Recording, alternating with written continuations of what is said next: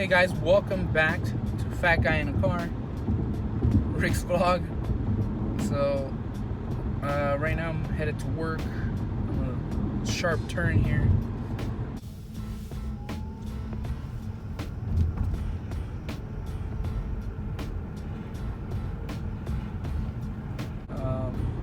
So this is just a little update on my Ford C-Max. This has been running great since I got it. There's no trouble or no weird things or noises or stuff like that. The car's been running great. I do have a update. I finally got that, what is it, TN 504 modem replacement or something like that.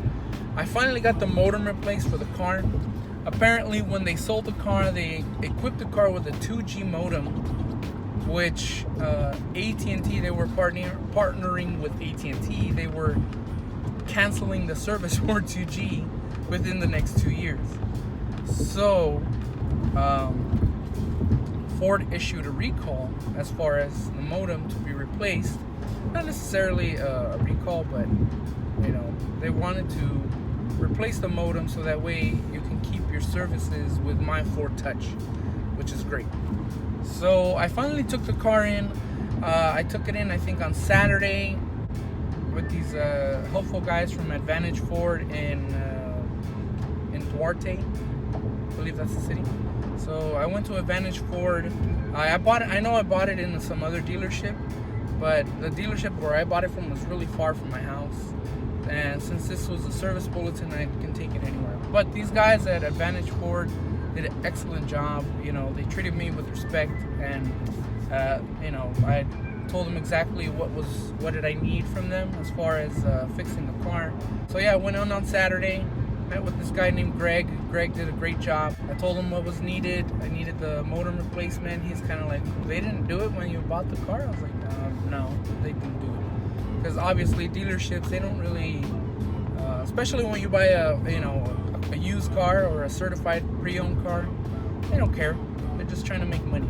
So they didn't do the replacement of the modem. So I tried to sign up to the application, the My Ford Touch, and the little energy logo. And with that application, you're supposed to be able to remote start the car, set your go time, so whenever you're gonna leave in the morning, you can actually set a specific time and a specific temperature you want the car to be. So that way it uses the house energy versus using the battery of the car. So that way when you get in the car is comfortable. So it wasn't working with that, and as well as unlocking and locking the doors. So it wasn't working with the application. It would say that it was sending the information to the car, but the car would never receive the information. Obviously, because the modem was the old modem, so it wasn't really working properly. So I did the service bulletin, took it in Saturday. He told me the part would be there probably Wednesday. So that's what, it was the weekend, so I'm not gonna ding him on as far as like delivery on the weekend. But it took him from Monday, Tuesday, Wednesday. So 3 days to get the part in. And then on Wednesday, he called me around 12:30 p.m. And he told me that the part was in, and if I, I can come in to get the part put into the car. So I told him, can I bring it in now? And he responded, well, we're kind of have like 14 cars. I don't know if we can fit you in. I was like, well, I can bring it right now. Like I told him, I can bring it right now, and you guys can work on it, and you guys can put in the modem. And wow. I was like, well, yeah, we have 11 cars. I don't think we can do it today. He's like, when else can you bring it in tomorrow? And I told him, well, I can't bring it in tomorrow because I have work tomorrow, and I don't have a day off until the following week, Wednesday. So 7 days from the date of they got the part in. So he's like, well, I'll see if I can get one of my guys to stay late and then just bring in your car. And I was like, all right, cool. So I drove in, which was a couple minutes from my house. I drove in, he gave me the paperwork, and they got to it right away. So I stayed within the area. I know that it was probably going to take a while, but they closed the shop at 6. and we stayed within the area. We were shopping and stuff, and within like maybe 3 hours, he gives me a call back saying that the car's ready. So I head over there, pick it up, and the application works. And I send the signal to activate the My Ford Touch to the car, and it worked great. So that's awesome. I'm glad this dealership or this service center did a great job. Usually I'm very disappointed in not Ford, but in general, but in dealerships as far as service comes, because I feel like whenever you take a car in for service, they don't really do the thing you tell them to do. Or if they see something that needs fixing, they don't really tell you anything. They kind of just like, oh well, whatever, let it break down, let them come in.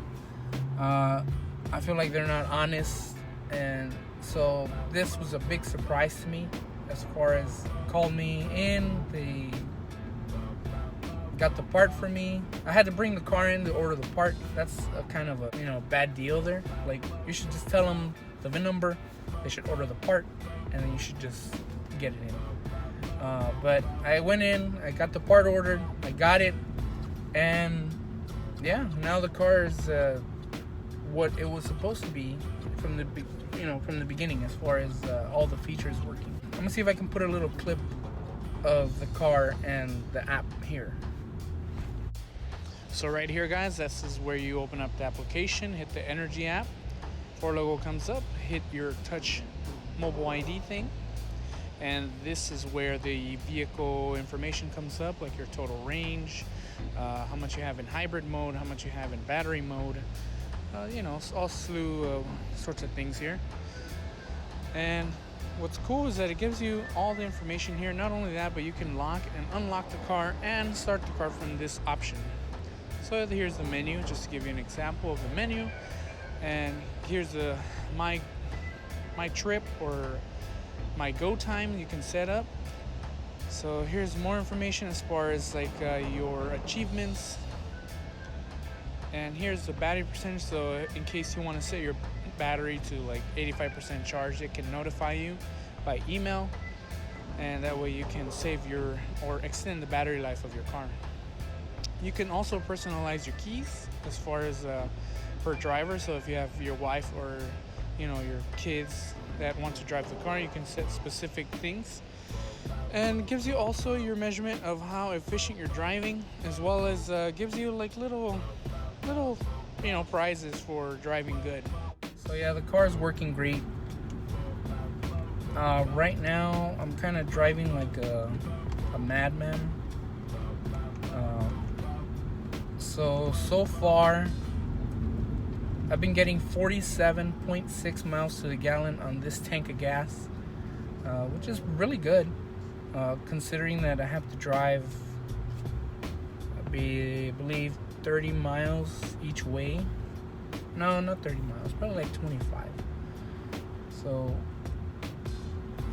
and the EV battery only does 20, how many miles? 20, like, if I don't have the AC on and stuff like that, the range goes to about 21 miles without any gasoline on electric vehicle mode. Considering I'm having to drive all the way over there and then coming back and then using the EV battery, and I'm driving bad. I mean, I'm driving like 80 miles an hour. That's not the most efficient way of driving. I believe when I do that, I'm getting maybe like 37 mpg, which is not good.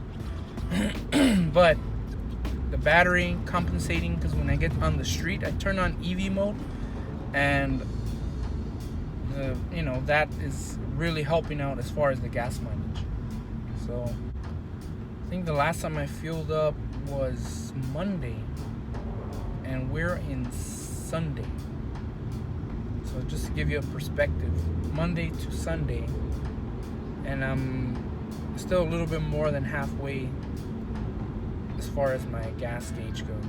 So I've been driving 246 miles on one tank so far, and I'm still more than halfway of fuel. If you guys don't believe me, here's the proof there. I don't know if you guys can see it. The fuel economy is great. I'm not gonna ding it on that. I know I can be getting more in a Prius, but a Prius is not gonna get me in the carpool lane unless I get the plug-in. But the plug-in is a hell of expensive. 20,000 for a 2015 with like 60,000 miles. It's kind of ridiculous. But again, car's working fine. I bought some mats for it. I bought these mats, I believe at Ross. Got these like all-weather mats. They have the rubber and the carpet in it, and I just wanted to protect the carpet on the bottom.